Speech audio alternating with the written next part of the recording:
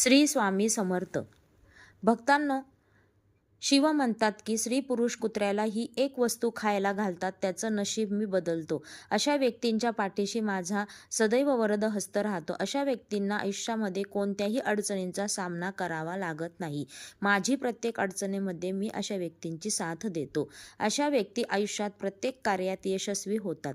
त्यांना कधीच धनसंपत्ती पैशांची कमतरता भासत नाही.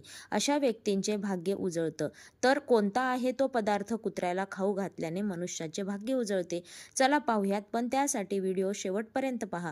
तुम्ही चॅनलवर नवीन असाल तर चॅनलला सबस्क्राईब करायला विसरू नका. लाईक करून कमेंट बॉक्समध्ये जय श्री स्वामी समर्थ असे जरूर लिहा. भगवान शिव सांगतात, जर एखाद्या माणसाने कुत्र्याला ही वस्तू खायला देण्याचे हे 7 फायदे माहीत असतील तर ते कधीही दुःखी होणार नाही. तो कधीच गरीब राहणार नाही. नमस्कार भक्तांनो, कुत्र्याला अन्न खाऊ घातल्याने काय फळ मिळते हे भगवान शिवांनी सांगितले आहे. एकेकाळी भगवान शिव कैलास पर्वतावर बसले होते. माता पार्वती भगवान शिवांना विचारते, स्वामी, मला हे जाणून घ्यायचे आहे की कुत्र्याला अन्न खायला दिल्याने काय फायदे होतात. आणि जेव्हा एखाद्या व्यक्तीला त्या फायद्याबद्दल माहीत होते तेव्हा त्याचे जीवन धन्य होते. त्याच्या आयुष्यात कधीही दुःखाचा सामना करावा लागत नाही. जो कोणी पृथ्वीवर कुत्र्याला खायला देतो त्याला 8 लाभ होतात आणि त्याला मृत्यूनंतर मोक्ष प्राप्ती होते. एखाद्याला शिव्या देताना कुत्र्याचे नाव माणसाच्या जिभेवर सहज येते, पण कुत्र्याचे नाव बदनाम होते. म्हणून कुत्र्याच्या जीवनाची एवढी किंमत आहे का? याबद्दल मी तुम्हाला काय सांगणार आहे ती कथा लक्षपूर्वक ऐका. असं मस्त पृथ्वीवर एका कथेचा प्रसार व्हावा जेणेकरून माणसांना प्राण्याची किंमत कळेल, ज्या मागची शास्त्रीय कारणेही कळतील. भगवान शिव म्हणाले, देवी पार्वती एकेकाळी एका जंगलात काळवीट होती आणि एक रंगीबेरंगी कुत्रा होता. तो खूप असह्य होता आणि तो भुकेलेला तहानलेला होता. गावातील सगळ्यांच्या घरोघरी तो फिरायला जायचा आणि भाकरीचा तुकडाही देत असे. एके दिवशी तो भुकेने गावाबाहेर इकडे तिकडे भटकत होता. तो नदीच्या तीरावर असलेल्या एका ऋषींच्या आश्रमात पोहोचला आणि ऋषींना म्हणाला, हे मुनिवर, मला वाटते की तुम्ही खूप विद्वान हुशार आहात, म्हणूनच मी तुमच्याकडे भुकेने आणि तहानलेल्या अवस्थेत आलेलो आहे. मला एखाद्या भाकरीचा तुकडा द्या जो मी माझी भूक भागवण्यासाठी खाऊ शकेल. तेव्हा ऋषी म्हणतात, अरे श्वाना, गावातल्या कोणी तुला भाकरीचा तुकडा दिला नाही का? भगवान शिव म्हणाले, हे देवी पार्वती. कुत्रा ऋषींना म्हणाला, हे ऋषी, मी तुम्हाला काय सांगू, माझ्या बोलण्यावर तुमचा विश्वास बसणार नाही. तर ऋषी म्हणतात, हे हंस, मला सांग की तुझ्या म्हणण्यावर नक्कीच विश्वास ठेवीन. मग कुत्रा म्हणतो, ठीक आहे म्हणे, बरं मी तुला माझ्या भूतकाळात सांगेल. कुत्रा ऋषींना म्हणाला, हे ऋषी, जगातील लोकांनो, आमच्यावर दया करा. आम्हाला घर नाही, दार नाही. आम्ही असेच पृथ्वीवर इकडे तिकडे फिरत असतो. निवारा नाही, लिहिणं वाचणं माहीत नाही, म्हणून हिवाळा, उन्हाळा आणि पावसाळा आम्ही भटकत राहतो. आपल्याला लिहायचे वाचायचे सर्व काही कळते. आम्हाला तुमच्यासारखी भिस्त माहीत नाही. आम्हाला तुमच्यासारखे कसे बोलावे हे देखील कळत नाही. हे आमचे दुर्दैव समजता. पण आम्हालाही तुमच्यासारखी भूक लागते. दुखापत झाल्यावर आम्हालाही दुखते. तुमच्यासारखं रडायला आम्हालाही कळतं. पण तिन्ही गोष्टींमध्ये आम्ही तुमच्या बरोबरी आहोत. म्हणून आमच्यावर दया करा. यापुढे आम्हाला त्रास देऊ नका. देवाने आम्हाला त्रास देऊन पाठवले आहे, त्यासाठी तुम्ही लोक आम्हाला त्रास देता. आम्ही तुमच्यासारखी माणसे नाही. आम्ही असेच प्राणी आहोत. जेव्हा आम्ही जन्मलो तेव्हा आमचे डोळे आणि कान बंद होते. त्यावेळी जसं आमचं जन्मातच गाणं वाद्य वाजवून आनंद साजरा केला जातो. मी एका मोठ्या घरात जन्माला आलो आहे, पण जेव्हा माझे डोळे उघडले तेव्हा मी पाहिले की तिला लोक कुत्री म्हणतात. ती सख्खी ढिगाऱ्यात तिच्या 5 मुलांना छातीशी धरून पडली होती आणि 5 भाऊ होते. मी लहान होते, त्यामुळे मी अशक्त होते. आई आमच्याकडे क्वचितच यायची, कारण तिला स्वतःच्या जेवणाची व्यवस्था करायची होती. तिने जर खाल्ले तर आम्हाला दूध मिळत असे. आम्ही 5 भाऊ एका आईवर अवलंबून होतो. ती गरीब आई इकडे तिकडे भटकायची. जेवणासाठी कधीतरी ती खायला आणायला धावत असे, पण आम्हा 5 जणांनी खूप काळजी घेत. घेत असे. शेवटी ती आमची आई होती. ती रात्रभर जागून गावात पहारा देत असे. आई गावातील कोणत्याही शेतकऱ्याच्या शेतात उभी पिकं खायला कोणी जंगली प्राणी आले तर आमची आई त्याला पळवून लावायची. गावकरी लोकांसाठी इतकं करूनही आमच्या आईला कोणी खायला दिले नाही. आमच्या आईला आणण्यासाठी घासघीस करण्यात भाग पडले गेले. किती वेळा लोक तिला लाट्या मारून हाकलून देत असतात. ती गरीब आहे. त्या दिवशी पोटात भुकेने जळत होती. शेवटी आई म्हणून जगले. भुकेने तिला शांत बसू दिले नाही. गावकरी लोकांनी त्याला पाहून आनंद वाटला नाही. असहाय्य होऊन तिला शिवभक्ताच्या घरोघरी सतत ये जा करावे लागत होते. काही खायला मिळाले तर पोटातील आग विझवण्यासाठी ती खात असे. अनेक वेळा लोक तिला खाद्यपदार्थ देऊन जाताना दिसले तर लाठ्या काठ्या घेऊन तिच्या पाठलाग करायचे. काही क्रूर लोक तिला अनेकदा घरात बंद करून मारहाण करत असत. त्यामुळे आमच्या आईला खूप त्रास व्हायचा. तेव्हा कुत्रा ऋषींना म्हणतो की, मुनिवर, आमच्या आईने काय नुकसान केले होते? फक्त पोटासाठी अन्न चोरले. भक्त म्हणून आपल्याला चोरी करण्यातच नाही पण आपले पापी पोट हे सर्व करायला भाग पाडते. एका दिवशी मुसळधार गारांचा पाऊस पडला. थंडीत आमचे 3 भाऊ गारठून गेले. त्या दिवशी आमची आई खूप रडली, पण माणसांना आमची वेदना समजली नाही. मग कुत्रा म्हणतो, हे मुनिवर, आता फक्त आम्ही दोघे उरलो आहोत. आमची आई आम्हा दोघांची चांगली काळजी घेऊ लागली होती. पण एके दिवशी त्याच गावात एका साहेबांच्या घरी मेजवानी चालू होती आणि अनेक प्रकारची मिठाई तयार होत होती. साहेबांच्या घरी अनेक पाहुणे आले होते. आई पुन्हा अन्नाच्या शोधात होती. मग लोक त्याला शिव्या देऊन पळून लावायचे. परंतु त्यातील एखाद्या माणसाने तिला एखादी पोळी खायला दिली असती तर काय बिघडले असते? त्या साहेबांच्या अंगणामध्ये जेवायला सुरुवात झाली. जेवण देणारी व्यक्ती काही कामासाठी आत गेल्यावर माझी आई तिथे खाण्यासाठी काय मिळेल का असे विचारू लागली. परंतु हे सर्व पाहिल्यावर लोक ओरडू लागले आणि तिच्याकडे धावले. त्यांचे असे बोलणे ऐकून माझी आई घाबरली. 2-3 माणसे काठी घेऊन धीरकळपणे तिच्या मागे धावले.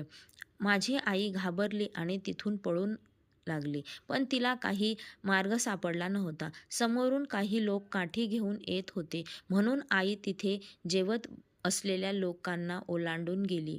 हे म्हणे बरं, माझ्या आईला बाहेर पडताना अनेक आश्चर्य वाटले नाही की लोक तिथे मेजवानी करीत आहे, परंतु तिला हे पाहून आश्चर्य वाटले की सर्वजण जेवण करत असलेले उभे राहिले, त्यांचे खाणे बंद केले आणि कुत्र्याने ते अन्न ओलांडल्यामुळे ते अन्न खराब झाले असे म्हणू लागले. सर्वजण आपसात चर्चा करू लागले होते.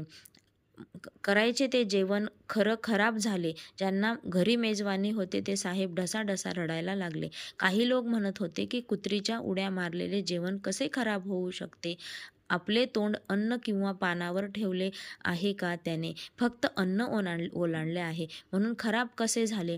शहरामध्ये लोक कुत्रे पाळतात, त्यांना घरात झोपवतात आणि खायलाही देखील देतात.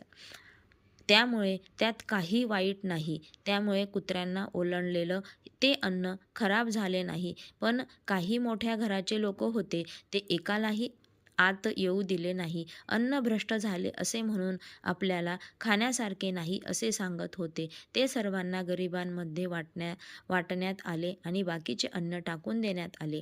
त्यामुळे त्या दिवशी माझ्या आईला पोटभर जेवण मिळाले असा आनंद तिने उभ्या आयुष्यात कधीही अनुभवला नव्हता. आनंदाच्या भरात ती खूप खुश होती आणि आनंद संपवला नव्हता, पण तो आनंद तिच्यासाठी मोठा प्रश्न बनला होता. जेवण करून त्या आरामात पडले असताना रागाच्या भरात साहेब ने मोठी काठी घेऊन आले आणि तिला बेदम मारले. तिला बाहेरून पळून जाण्याची संधी मिळाली नाही आणि दणक्याच्या मारामुळे त्या मोठ्याने ओरडून लागले. पण त्या क्रूर माणसाला तिची दया आली नाही. तो तिला बेदम मारत राहिला. त्याच्या आईचा आवाज संपूर्ण गावात ऐकू आला. तेवढ्यात काही लोक आले आणि त्यांना समजावले. म्हणाले, साहेब, जाऊ द्या. ती भुकेने माणसाची बुद्धी भ्रष्ट होते. हा तर प्राणी आहे, त्याला चांगल्या वाईट असे ज्ञान नाही. आता त्याला मारून काय मिळणार आहे? जे नको व्हायला होते तर ते झाले. लोकांनी त्याची समज काढली. त्या साहेबांनी समजत घातल्यावर आमच्या आईला मारहाण करणे थांबवले आणि आईने आम्हा दोन्ही भावंडांना सर्व प्रकार सांगितला. आम्ही विचार केला की आमच्या कुत्र्यांचे जीवन किती दुःखाने भरले आहे. एका भाकरीसाठी आमच्यासारख्यांना बेदम चोरासारखे मारले जाते. या लोकांना आमच्या दुःखाची पर्वा नाही. भगवान शिव म्हणाले, हे देवी पार्वती. त्यानंतर तो कुत्रा आहे म्हणाला. हे मुनिवर, एके दिवशी एका ब्राह्मण आला आणि त्याच गावाबाहेर राहिला. त्याने आपल्या जेवणासाठी एक चूल बनवली आणि त्यावर डाळी शिजवण्यासाठी ठेवल्या. पीठ मळून ठेवले. ते पीठ बाजूला ठेवल्यावर तो जवळच्या विहिरीवर पाणी आणायला गेला. इकडे तिकडे फिरत माझ्या आई तिथे पोहोचली.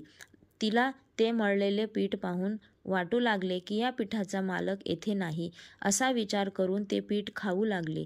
दुसरीकडे विहिरीजवळून एक कुत्री आपले पीठ खात असल्याचे ब्राह्मणाने पाहिले. त्यामुळे तो खूप दुःखी झाला आणि तो गरीब माणूस कपाळावर हात मारून रडू लागला. तो सुद्धा 2 दिवस उपाशी आणि थकलेला होता. त्याला काही लोक म्हणाले, अरे ब्राह्मण देवा, या कुत्राने तुझे जेवण ही खराब केले. काल तिने गावातले साहेबांचे संपूर्ण स्वयंपाक खराब करून टाकला. तो ब्राह्मण दुःखाने म्हणाला, भाऊ, मला असे कळले की ही कुत्री माझे पीठ खाण्यासाठी थांबेल आहे. तिला येताना पाहून ब्राह्मणाने त्या कुत्रीवर काठीने हल्ला केला. आईला ते पीठ तर खाऊ दिले नव्हते, त्यापेक्षा तिच्यावर मारहाण करण्यात आले. माझे अनेक महिने लंगडत फिरत राहिले. मग माणूस किती स्वार्थी असतो हे मला त्या दिवशी समजले. पुढे कुत्रा म्हणतो, हे ऋषी, आपल्याला हीच कमतरता आहे ज्यांच्यामुळे आपल्याला वेदना होतात. शुद्ध लोकांच्या अधीन राहायचे आहे.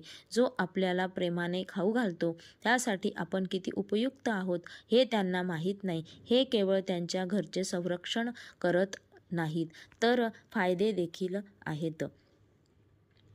भगवान शिव म्हणाले, देवी पार्वती, कुत्र्याला अन्न खाऊ घातले तर फायदे काय होतात? जेव्हा घरी भाकरी पोळी बनते तेव्हा पहिली पोळी गायीची असते, शेवटची पोळी कुत्र्याची असते. जी स्त्री पुरुष कुत्र्याला अशा प्रकारची भाकरी पोळी खाऊ घालतात त्यांचे नशीब मी स्वतः बदलतो. तोच व्यक्ती खरा भगवान असतो. भगवान शिव म्हणाले, हे देवी पार्वती, आपण असा कायदा केला होता, पण देवाने बनवलेला नियम विसरून माणूस पुढच्या आणि मागची पोळी स्वतः खातो. याचा कुत्र्याचा जमिनी जीवनावरचा परिणाम होतो. त्यालाही माहीत नाही की कुत्र्याला पोळी अन्न खायला दिल्याने माणसाच्या जीवनातील ग्रहांचे वाईट परिणाम दूर होतात. भगवान शिव म्हणाले, हे देवी पार्वती, कुत्र्याची पोळी भाकरी खाऊन घालण्याची पहिला फायदा आहे की जेव्हा शनिग्रह वाईट नजर टाकतो तेव्हा प्रत्येक मनुष्याचा नाश होतो. त्याची कोणतीही कामं होत नाही. सदैव त्याच्या नशिबी नुकसान आणि नुकसानच असते. प्रत्येक वेळी त्याला आर्थिक समस्येचा सामना करावा लागतो. माणसाचे महादशा सुरू होते आणि त्यांनी केलेले काम आपोआप बिघडू लागतात. ही व्यक्ती आर्थिक संकटात बळी पडते. अशा परिस्थितीत जर व्यक्तीने कुत्र्याला पोळी भाकरी घातली तर त्यातील शनीचा अशुभ प्रभाव कमी होतो. कुत्र्याला भाकरी पोळी खायला देण्याचा दुसरा फायदा म्हणजे तुमचे नशीब तुमच्या बाजूने होते. तुमच्या घरातील नकारात्मक शक्ती नष्ट होते. कुत्र्याला खाऊ घालण्याचा तिसरा फायदा म्हणजे माता लक्ष्मी आनंदित होते आणि तुमच्या घरात संपत्तीची कधीच कमतरता नसते. कुत्र्याला खायला देण्याचा चौथा फायदा आहे तो म्हणजे तुमच्यावर कोणतेही कर्ज नाही आणि तुमच्याकडे आधीच असलेल्या कर्जातून तुम्ही हळूहळू सुटका होते. कुत्र्याला भाकरी खायला देण्याचा पाचवा फायदा म्हणजे सकाळ संध्याकाळ कुत्र्याला खायला दिल्याने तुमचा व्यवसाय चांगला चालतो. आणि सहावा फायदा म्हणजे तुमचे अडकलेले पैसे लवकर परत मिळतात. कुत्र्याला खायला देण्याचा सातवा फायदा म्हणजे तुमचे आरोग्य नेहमी चांगले राहते आणि मानसिकदृष्ट्या मजबूत राहते. तुमचे मन नेहमी उत्साही राहते आणि तुमच्या मनात चांगले विचार येतात. कुत्र्याला खाऊ घालण्याचा 8वा फायदा तो म्हणजे देव तुमच्यावर प्रसन्न राहतो. कारण देव सर्व प्राणी मात्रांची काळजी घेतो. तो सर्व प्राणीमात्रांवर दया करतो. त्यावर देव नेहमी प्रसन्न असतो. देवाचा आशीर्वाद सदैव कुटुंबावर राहतात. अशा प्रकारे भगवान शिव माता पार्वतींना कुत्र्याला खाऊ घालण्याचे 8 फायदे सांगतात. जो कोणी कुत्र्याला खायला देतो त्यांनी 8 फायदे त्याला नक्कीच मिळतात. मित्रांनो, आपल्याला ह्या माहिती आवडली असेल तर लाईक करा.